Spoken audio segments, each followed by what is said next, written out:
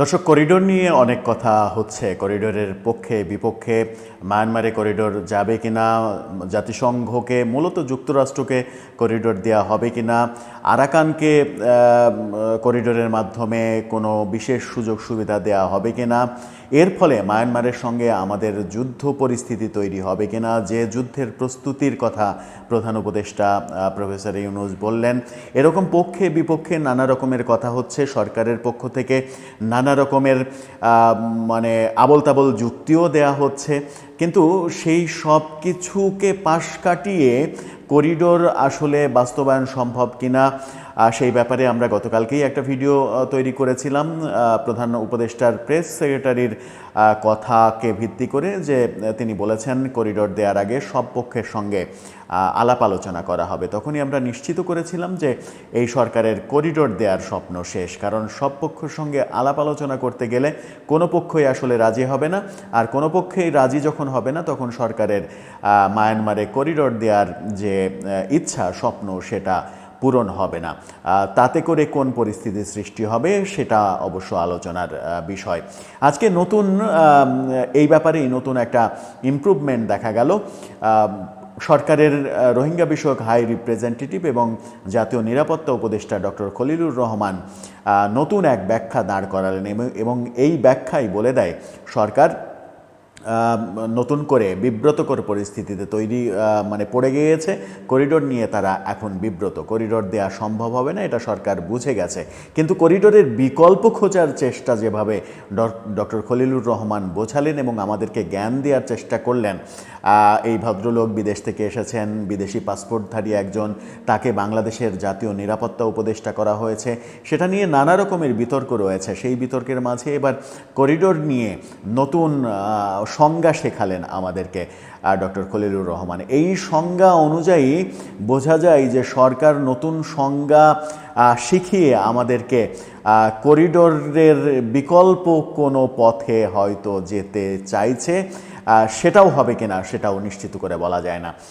সেই আলোচনাটাই করবে এই ভিডিওতে। থাকবেন পলিটিক্স টিভির নিয়মিত আয়োজনে।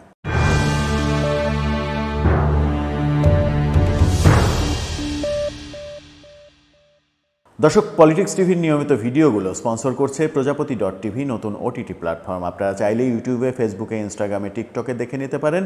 আর ডেসক্রিপশন বক্সে লিঙ্ক দেওয়া থাকবে, সেখান থেকেও আপনারা দেখে নিতে পারেন প্রজাপতির কার্যক্রম।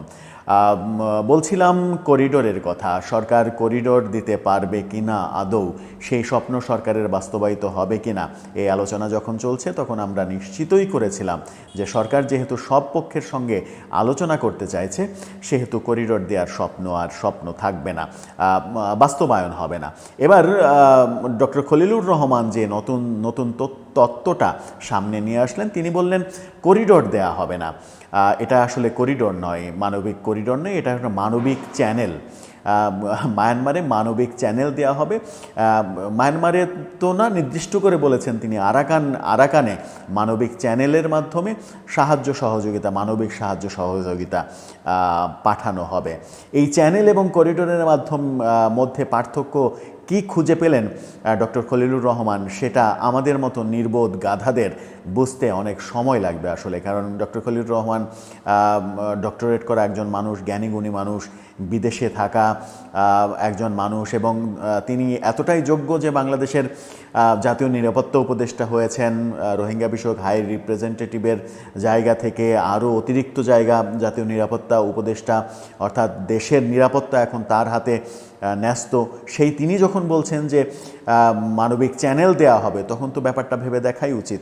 ব্যাপারটা ভেবে দেখার আগে চলুন একটু আমরা করিডোরের সংজ্ঞাটা জেনে নিই। করিডোর আসলে কি?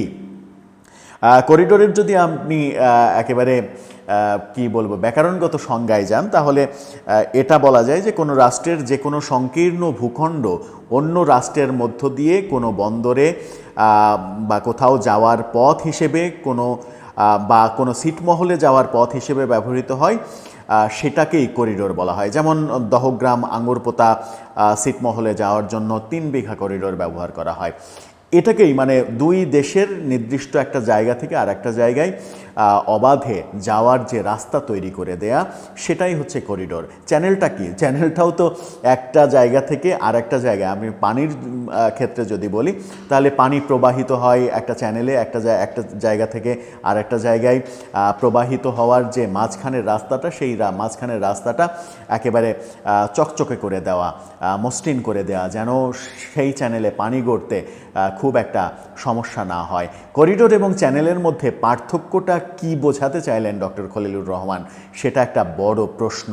এই পার্থক্য বোঝাতে চেয়ে বাংলাদেশের বেশিরভাগ মোটামুটি মানুষকে অজ্ঞ মনে করলেন কিনা, কিংবা বাংলাদেশের তিনি একজন শিক্ষিত মানুষ হয়ে বাংলাদেশের মানুষকে অশিক্ষিত, মূর্খ, গাধা শ্রেণীর মনে করলেন কিনা, সেটা একটা বড় বিষয়। নাকি করিডোর দেয়া যখন হচ্ছে না, এটা নিশ্চিত হওয়া গেছে, তখন এটাকে অন্যভাবে সংজ্ঞায়িত করে সাধারণ মানুষকে একটা ঘটিবুঝ দেওয়ার চেষ্টা করলেন কিনা, যে আদতে সরকার তো করিডোর দেওয়ার চিন্তা করেনি, করিডোর নিয়ে এত সমালোচনা হচ্ছে, সরকার তো করিডোর দিতে চায় না, সরকার তো চ্যানেল দিতে চায়, একটা মানবিক চ্যানেল তৈরি করতে চায়।